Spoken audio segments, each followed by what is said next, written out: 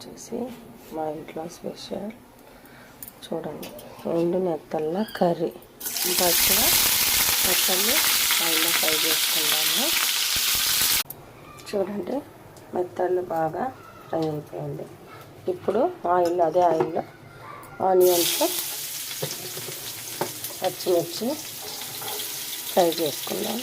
మన onions fry అయిపోతుంది. చూడండి, చక్కగా గోల్డెన్ బ్రౌన్స్గా వచ్చింది. అల్లం, పచ్చిమిర్చి